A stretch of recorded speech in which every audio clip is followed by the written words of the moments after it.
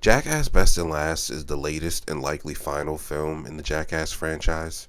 It's a greatest hits collection that mixes older, never before seen footage with newer footage.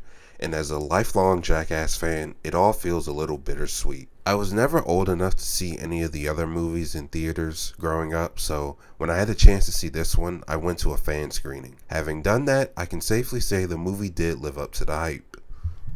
I'll avoid spoilers, but the film kicks off with footage of an early Johnny Knoxville stunt from 1998 most hardcore fans are probably familiar with. I've seen it before and discussed it in my previous Jackass video, but watching it on the big screen here felt different. Here, it felt more like a found footage horror movie like The Blair Witch Project, with the cameraman's pleas for Knoxville to stop what he's doing, adding to the tension and horror of it all.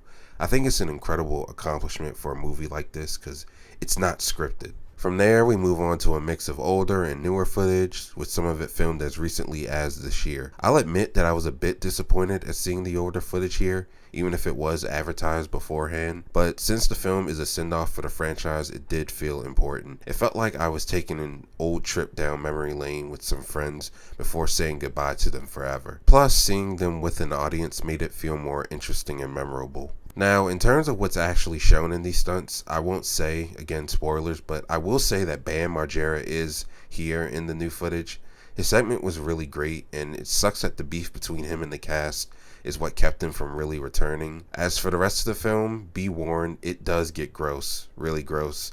There's one segment involving poop that's incredibly disgusting, but also hilarious if you can stomach it. Surprisingly, I didn't gag at all, and I was able to stomach much of the film. Like, I would normally wouldn't be able to do that at home watching a lot of the older Jackass stuff. But here I was able to stomach a lot of it.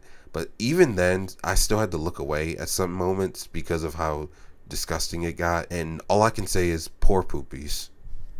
Speaking of Poopies, another disappointment I had was that we didn't get enough of him and really the newer cast in this one. The last film, Jackass Forever, made it feel like they were going to be the future of the franchise, taking over the reins from Knoxville and the gang. But for the most part, they're kind of sidelined here, especially Rachel. But despite this, they do manage to shine, even with the little screen time that they're given anyway. Speaking of the original cast members, Knoxville, Steve-O, Dave England, Danger Aaron, Preston Lacey, all those guys are back. And while they can't be as extreme as they used to be back in the day due to getting older, they still manage to shock me. Now, a lot of people, myself included, started getting teary-eyed at the end, especially when the credits roll, because it felt like a huge piece of your childhood just dying. I grew up a big fan of Jackass thanks to stuff like Tony Hawk Underground 2, reruns of the original MTV series, and Viva La Bam, and even Wild Boys. So it was sad seeing Johnny tear up about this being the last movie, and it was even harder hearing Preston Lacey talk about how much he missed Ryan Dunn after they filmed the ending footage. And it got me thinking, and now I think I realize why the franchise resonates with so many people and myself, and it's just because of how much fun the cast has. The friendship dynamics between all of them is just so infectious, and you can't resist just cracking a smile whenever they laugh after hitting each other in the crotch, or even just something as childish as throwing poop at each other. Yes, it's gross, yes, it's disgusting, but guess what? It's real, genuine, and authentic. Deep down, that's why it's remained this popular. People can relate to something like this, making your friends laugh, having fun, that sort of thing.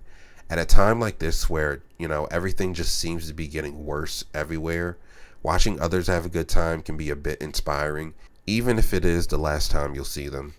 If Jackass Forever was the end of the franchise, then Jackass Best and Last is the epilogue. It's definitely the weakest of the 5 films due to how much older footage they use, but I still think it's a good time regardless. With that being said, I'd still recommend giving it a watch, especially if you can catch it in theaters with a decent sized crowd.